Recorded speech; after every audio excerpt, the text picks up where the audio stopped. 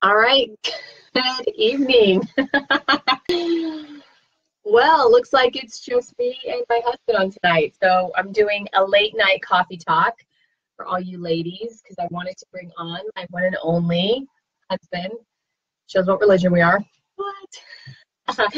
And it is actually our 13-year anniversary today. So we are great time for reflection on marriage and what has brought us to 13 years.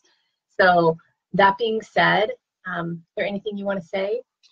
No, I just heard. Staring at yourself? Yeah, I do. I do. I'm seeing all the imperfections in my beard. And but anyway, so I've heard so much about She's Velvet Steel, and just to be able to be a part of what the gals are doing, and just to see how vital just building each other up in this area is, and it's going to be pretty neat just to share our story. Yeah, well, and he was a little concerned because, as you can see, I'm sporting our She's Free. So he was like, "She's free from what?" I'm like, "You name it, I'm free now, but not free from this guy." Okay? Bound. Loving it. So thank you, Jen. Happy anniversary. But we wanted to just jump right into our topic today. In so many different areas that we could go, but really what we were thinking about was I wanted to just talk a little bit about the differences. Because the longer you're married, it's kind of like, people say, like, you turn into each other. I feel it's almost the exact opposite. It's like the longer we're married, the more different we realize we are, in a good way. Because once you realize you're different, then your expectation of that person is no longer like, you're just going to understand me. No, I just know he's so different, so I know how he's going to respond a little more better, if that makes sense. Yeah. Right. And I'm just glad she's not getting like me and growing the beard either. And so, one of us has to have facial hair. Yeah. And it's called the waxing. All right. So that being said, I told him, because he actually teaches this class, one of his classes, about differences in relationships. We're going to share a little bit of what truly, like, this statistics say how different we are created. All right. Well, it's interesting. I mean, obviously we know that we are different, and if you haven't figured it by now, then I guess there's another talk we're going to have, and a little bit more in depth on that one. But anyway, I remember we were visiting Regan's brother in Texas, and we saw a car that had a bumper sticker that said, "If when two of you are alike, then one isn't necessary." And so, I mean, think about that. If we had two Ryans or two Regans in a marriage, one would be unnecessary, and it'd just be chaos. One would be total. One marriage would be a long line of lists and probably a little bit of a snooze fest, and the other marriage would probably be a tumultuous, people running around in 5-year-old clothes and never changing their underwear. But that would the be right. Tumultuous list would, yeah. I was going to say the tumultuous list would be safe, though. So that all being said, yeah. So go ahead. All right. Well, I'm just gonna. I've gathered some research in my class, and I'll just kind of give a shout out to Cottonwood Leadership College, which is where which is where I teach. So yeah, she's working on something there. So, but last quarter I taught building families and relationships class. And it was really kind of setting a bedrock to how we should function in each type of relationship in different aspects of our life. And really a lot of the principles that we shared, whether it was talking about marriage or whether it was parenting or relationships at work, all of the same principles can easily go across any border or any boundary. And it just kind of gives us good tips in terms of how to be functional, relational. And one of the most important things is to honor the other person and to honor God in our relationships. And so in this, we talked a lot about the differences between men and women. And just to kind of throw a few things out there, statistically, let's talk about sleep. Because when you start having kids, good luck on that. But when a man is in deep sleep, then his brain, 70% of his brain is shut down. You see, in a man's mind, it's almost like we're compartmentalized. And when one compartment is on, the others have to shut off for that one to be fully operational. So when a man is sleeping, his sleep mode and his deep sleep is kicking in, everything else shuts down. When when a man is at sleep, in his deepest sleep, he's practically deaf at night. And so unbelievable. It explains a lot. So right now, all of us angry moms out there with their it's not their fault. When a woman is asleep, you know, this is just a little statistic, that 90% of our brain is still at full capacity. We can smell, hear, and sense things in the house. What? I don't know how every security person out there is not a woman. I'm just gonna throw that out there, right? Secret Service details should be all women. I don't know. That's just me. But so the next time that he says that he doesn't hear the baby crying in the middle of the night, you know, he's being honest. And so he really didn't. But you know, the funny thing is, I don't think I really started sleeping well till we had kids. Yeah. You can see there's still some anger issues going on, but whatever. All right. Okay. Well, another area is speech. Whenever the first day that a baby girl is born, there are actually in her brain, if you do a CAT scan, like you have a CAT scan machine at home, there are actually 4 dark spots in her brain, 2 in each hemisphere. And those dark spots are spots for speech. That's where speech is embedded. When a brain scan of a baby boy, no dots. And so that the baby boy must have been asleep. That was probably what's going on. We had that area shut off. So, you know, so that's why, you know, a 3-year-old girl has twice the vocabulary of a 3-year-old boy. And it's pretty interesting. But, you know, and even as we get older, you know, the average woman has about 25 to 28,000 words a day that she speaks. I think Dave Ramsey says with gusts up to about 35,000, depending upon who your wife is. That's a slow day for us, right? But men use about 10 to 12,000 words a day, which, you know, that's why, you know, men don't win arguments is because we run out of things to say. Yeah, they're either we hit our sleeping capacity. or they're reading the newspaper. So, yeah. But yeah, so that's a pretty interesting, you know, statistics in terms of just kind of showing how we're all different. You know, another thing is in hearing.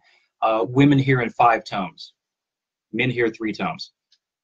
So whenever, you know, she says to you guys, well, I don't know if there's any guys, you know, here, but anyway, you know, whenever, you know, she says, don't use that tone of voice with me. You're like, what tone? You know? They truly can't hear. They don't know that they can't hear the extra tone that they're talking in. So another statistic that, or there was a PBS special that talked about brain composition and the differences between men and women. And when it comes, 100 men and women were monitored, had their brains monitored when they were doing the same activity. And these activities were like peeling an apple, putting pegs in holes, reading a book, throwing a ball, building things. When a woman is doing something, both sides of her brain are at full capacity. When a man is doing the same activity, one side of his brain is active and the other is not. And so that just kind of shows a little bit of how the brain composition is a little bit different. And we could go into a lot of biological things to where even in the womb, how there's a chemical that goes over the boy's brain, the baby boy's brain, and it snaps a lot of the synapses that connect and join the synapses between the 2 hemispheres. So it's pretty interesting, you know, whenever you start to see all those differences. But we're not on Bill Nye the Science Guy. We're in Coffee Talk with Regan Murray, and so my husband's already feeling slightly nervous. That's why he's going with over a lot of statistics. He's like, what are you going to ask me? What are we going to be talking about? So, yeah, well, as you guys know, and you know Regan, I mean, it's we don't know what to expect. And so that's been my last 13 years. Like, it's so good. But we just really, like I said to him for today, because it's our anniversary, we are talking about like what has gotten us to where we are. I think just hearing the statistics alone, like I told him, if I had known that about the sleep issue when our kids were little, I've had 4 children, 0 of them are good sleepers. Even to this day, like they still horrible. Climb on our bed. They're still climbing. Somebody's crying. I mean, like I'm taking kids to the bathroom and wiping their bottom at the same time. Who does that? I do that. So I just think if I had known that, like maybe my anger, but God could have like, you know, come in and help me a little bit with that, you know. And I know I'm not alone out there. I know I'm not the only one with horrible sleeping kids. But that being said, like we found that, you know, when you're starting off to have a good marriage in a relationship, you really need to know like just some things, it just we're so wired differently. Like even not just our personalities, just God's just wired us differently. And that's going to come out into how our relationship goes. So that being said, I wanted to move on to a little bit of, I like that Jennifer John says, no wonder I feel like the minority in my house. Well, he's the minority. I feel your pain. You know, he obviously, God wants him to understand women. Otherwise, he wouldn't have me as a wife and 4 little girls. Plus our girl dog. We did get a boy hamster, so we feel like we evened it out slightly. They call it a boy, but how do you know? You know. The hamster. I don't know either. All right. But that being said, we just thought, I said to him, if there's one thing that you could do, you know, like we talked about earlier, like one thing that you could say that I could do as a woman besides muzzling our children, sleep aids, which don't do, please, nobody send yes to my door. Or at least don't tell anybody. What would you want me to do as a wife? Like what's the one thing you feel like I could focus on or could do better? Wow. Way to really put me on the spot here. So she wasn't kidding. You know, I think one of the most important things in a marriage is, you know, really understanding and communicating the way that, you know, the other person understands and feels communicated to. And a lot of that kind of goes with the 5 love languages in a sense of, but not just communicating love, but just, you know, there's a lot of even types of communication that we have that show how we're valued, how we're received. And, you know, and I think ultimately with that, I think I know guys really respond to, there's something in us that God has created us that more than probably anything else, we desire honor. And which is why a lot of times, you know, boys in school, you know, if they're not going to be the best readers or not even a good reader or academically, then they're going to find one way to get attention, you know, and that could be either being the class clown or whatever, but they're going to do something to get some kind of honor or some type of accolades or be thought of in a way. If it can't be a positive way, it's going to be a negative way. And so I think, you know, just kind of that showing that honor is and it can be, and it's different, expressed differently for every husband, you know, and every man. And so, but it's part of that finding out what flips his switch. And yeah, I thought you were giving me a fist bump, so that was obviously not communicating my way. There we go. Boom. Okay. So, you know, I think that's probably the biggest thing is just kind of the showing honor. And I know one thing that we've kind of learned about over the last few years is creating, not just in our marriage, but in our relationship with our kids, at work, and a lot of different things, aspects, having a culture of honor. And what a culture of honor basically is just seeing somebody the way God sees them, not seeing them in the middle of who they are today, but the potential of who God sees them as. And you know, culture of honor says, I don't look to you as you know, as a servant, but I look to you as somebody valued. You know, I look to you as not as poor, but as rich. I look to you as somebody who's you know, has value and worth and treats you in that same way. And if we show that honor to those who are, you know, just whether it's at work or even in our marriage or different, you know, how many conflicts in relationships would be avoided or, you know, not even go into that area if, you know, if we didn't, you know, if we saw each other and approach each other with a culture of honor. A culture of honor says that there's a redeeming quality to you, and I'm going to find that redeeming quality, even if it's something that I don't like or something that's negative or something that doesn't, you know, jive with me. You know, I'm going to find that thing in you. And you know, I found in a culture of honor, there's always redemption, even when somebody makes a mistake or fails. That culture of honor says, I'm going to build you up. I'm going to build you up to who you're supposed to be and who you're supposed to, who God has created you to be. And so, and I think with that, one of I think it's one of the hardest aspects to do in a marriage, because honestly, I feel like with the culture of honor and building people up, seeing them not as they are, women, I feel like we do that all the time, but with our kids. You know, maybe like you've got this child that's like horrible reader, you know, I mean, one of my kids, they're all like that. I'm just like, you're just the best. Oh my gosh. I mean, I'm praising them for saying one word, but yet with, you know, with Ryan and my own husband, I was like, I know that for him, sometimes I lack, because I think I'm constantly the cheerleader for right now. There's no culture of honor going behind that door. So, because, I mean, I'm constantly building them up, that it's the one person probably that I don't build up enough.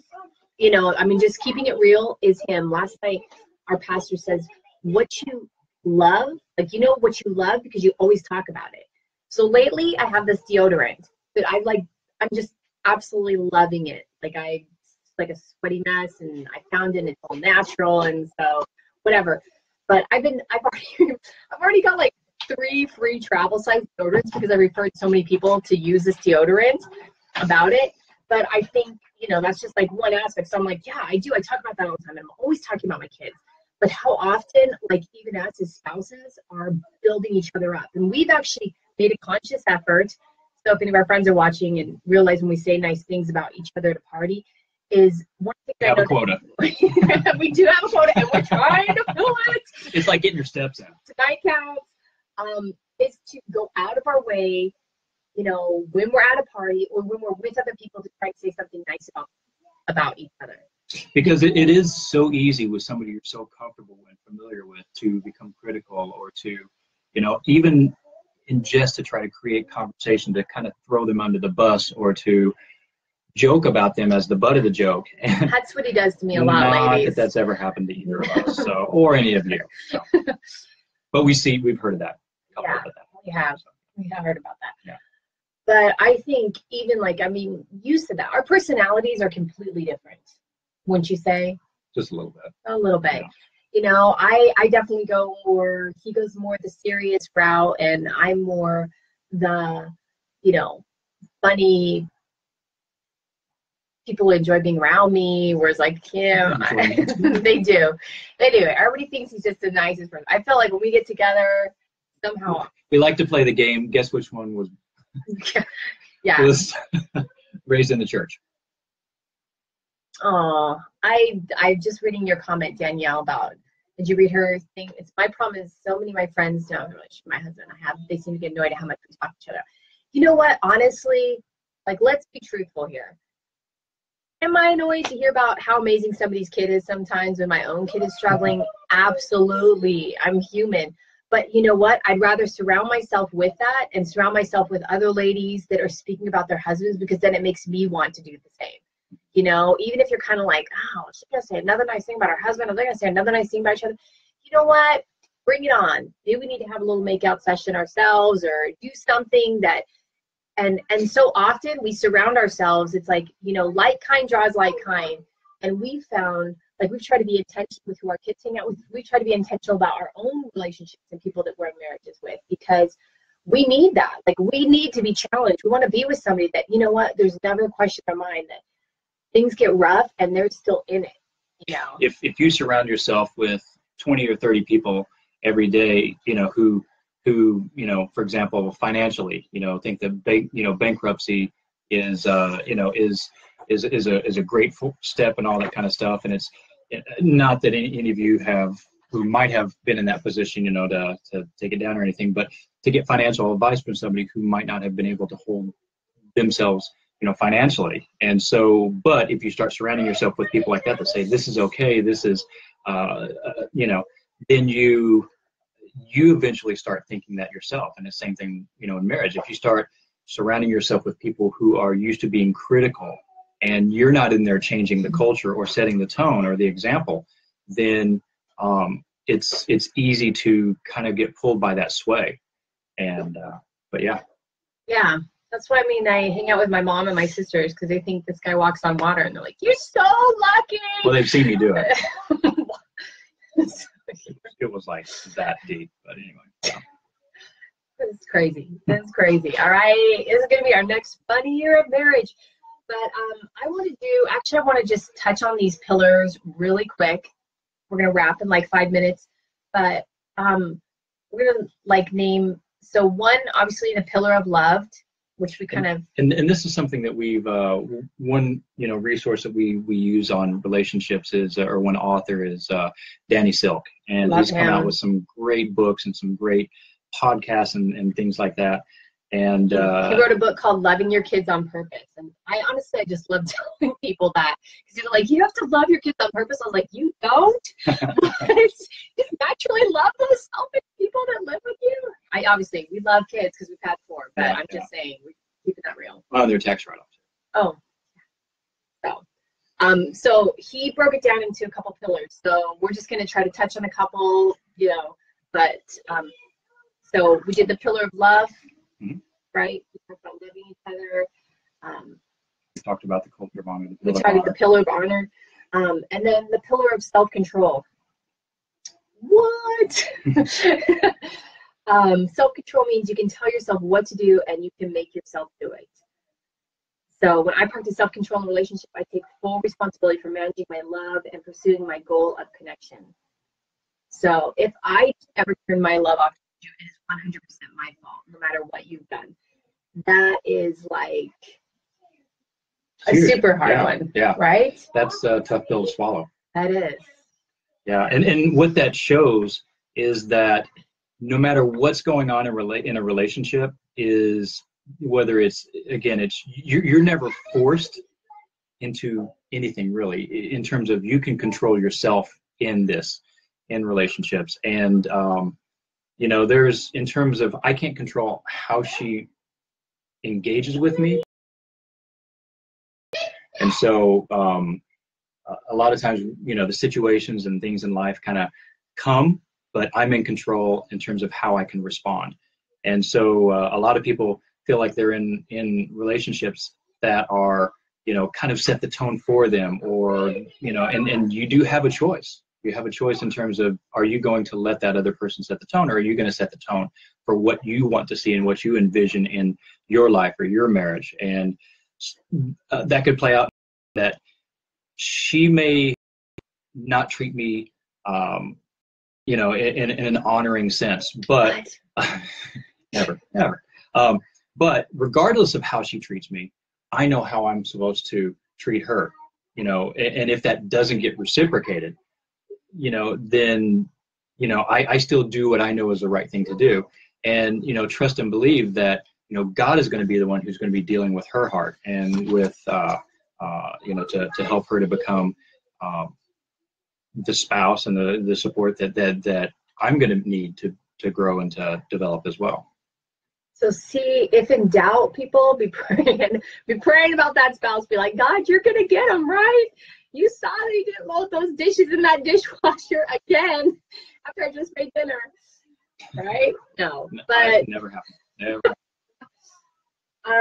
Yeah. So that was good. Yeah. Yeah. I think, honestly, there's just a lot that you can delve into, but I really kind of just wanted to touch on 2 different things and having you really point that out. Is one, that we are totally different. I think sometimes people look at those that have a great marriage or lasted longer and think it must be because they're a lot alike. And I feel like, or they feel like it just comes easy. Guys just have it, you just accidentally stepped into it, where what you're seeing is a culmination of a lot of hard work. I know with Regan and I, we're on the same page with a lot of things. And so that makes it easier, but that doesn't make it easy. It's a lot of work. It's a lot of investment, but as we keep making that investment, it gets simpler and it gets a little easier each time. And so it takes that time to build up and to grow into it. Exactly. Yeah. All right. Wow. Are you convicted? No. Okay. I'm not convicted. I'm just already hearing the kids that wish sleep sleep pills should have been in the ice cream cake that we had for our anniversary, right? That whiskey should be kicking in with him. No. But yeah, it's weird, but I just kind of have this check in my spirit. So, you know, like sometimes you think you're gonna go a certain route, and I know I'm wrapping this up and loving how my husband here, but I do know, because the longer you're married and the more people you know, everybody's relationships is so different. And I know, and I've had friends that their relationships haven't made it and they have gotten divorced. And I think, you know, more than anything, that God has a redeeming thing for everyone. So whether you're even struggling in a relationship right now, or maybe you did get divorced and you're watching this and just feeling so disconnected from what we're even talking about, I feel like that's not how you should feel. Like, I think you can take any of these and work it out in any relationship. I mean, heck, I'm yelling at my kids half the time and telling them, you do to somebody else what you want them to do unto you. And that's really what even in a great marriage, I mean, but just constantly reminding yourself, like, okay, I need to treat him first how I want to be treated, not how he's treating me, not waiting for that to happen, but being proactive with that. So, yeah, right? You feeling that too? Yeah, I'm feeling it. I feel you. You feel that? I feel you. Well, don't be feeling me right now. We're live. Well, they can't see below that. That's so inappropriate. All right, but yeah. We're holding hands. We're holding hands. That's what we're doing. There we go. Boom. Thelma Louise grip right now. Yeah. So that's it. Everybody have a great night, and we will be, yeah, exactly. Even our babysitter's on here being like, stop it. Yeah. Madison, we get that, all right? But any last parting deep thoughts? We're probably going to get off here, and I'm actually going to be going to dye his beard. We found that the couple that like dyes their facial hair together or waxes, he's going to start waxing my lip for me, and I'll dye his beard. Just, you feel like that's going to be the next 13 years. You want to build trust in each other. Mess around with each other's face. I don't know what that means, but I don't either, but it sounds good.